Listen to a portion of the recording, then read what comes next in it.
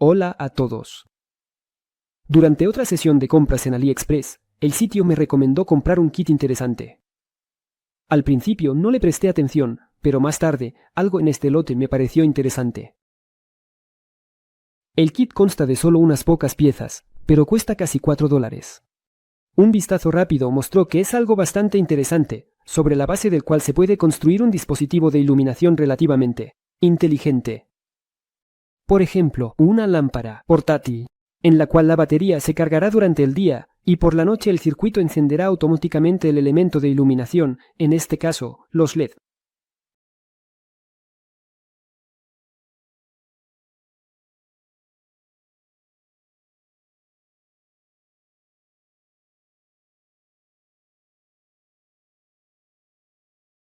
Por supuesto, se puede comprar una lámpara ya hecha que funcione exactamente con el mismo principio, o una lámpara con sensor de movimiento. Por cierto, tengo una similar.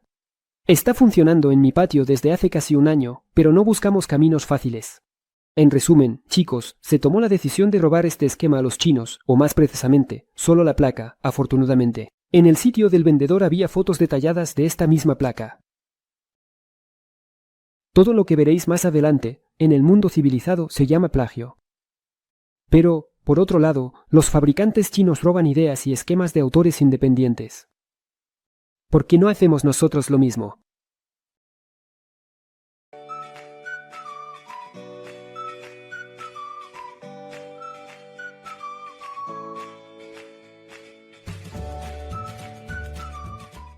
Así que, empecemos a robar. Para esto, solo necesitamos dos programas. El viejo y confiable Paint y un programa para crear placas de circuito impreso, Sprint Layout. ¡Vamos allá!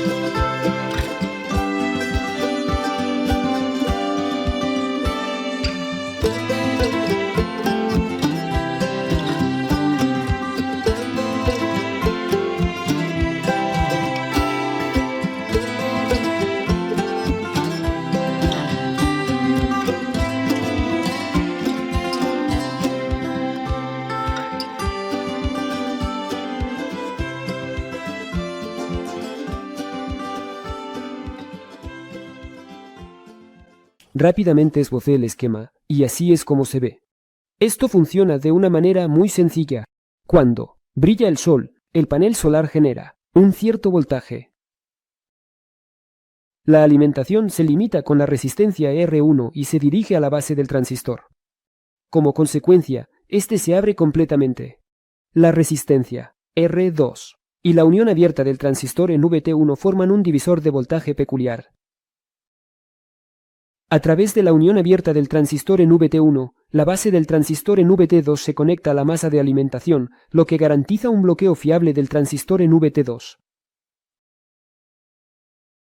Por la tarde, cuando el sol se ha puesto, ocurre lo siguiente. Si el voltaje generado por el panel es menor que el voltaje de apertura de los transistores de silicio, que es alrededor de V, el transistor en VT1 se cerrará. En este caso, el voltaje del polo positivo de la batería de litio, a través del resistor R2, fluirá hacia la base del transistor VT2, y este se activará instantáneamente. En el circuito del colector del segundo transistor, a través de un fusible autorreparable, se conecta la carga, en nuestro caso un diodo LED. La carga de la batería se asegura de una manera aún más sencilla.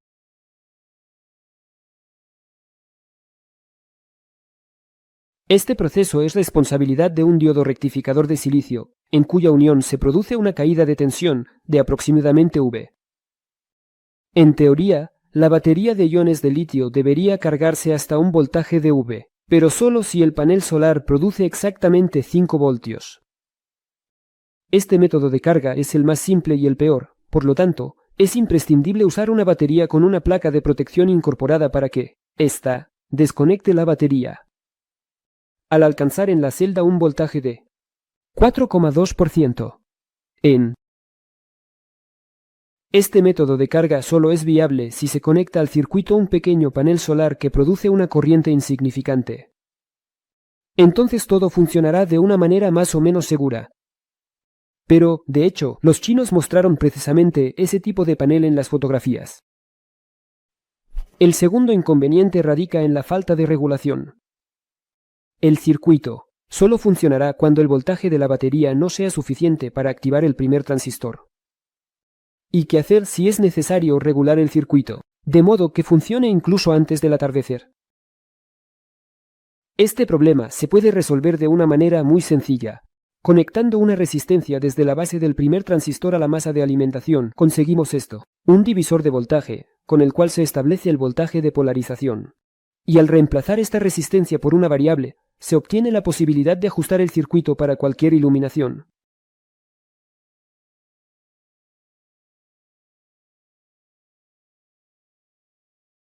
La conmutación de la carga se realiza mediante el segundo transistor, cuya corriente de colector es de 500 mA.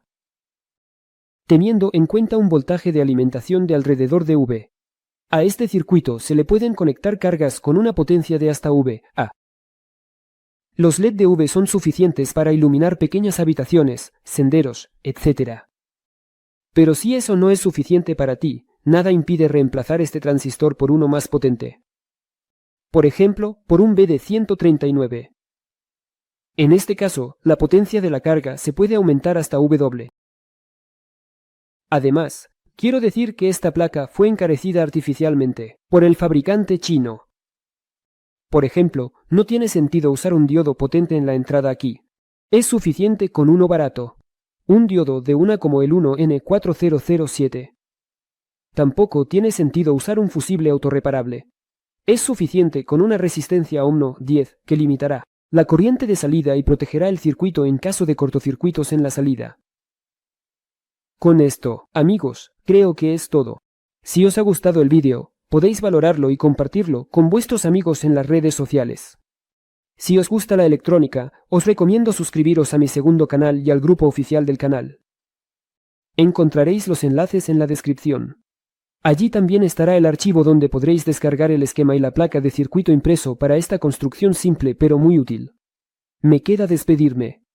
Bueno, y como siempre, con vosotros estuvo Casian acá. Y hasta la próxima. Adiós.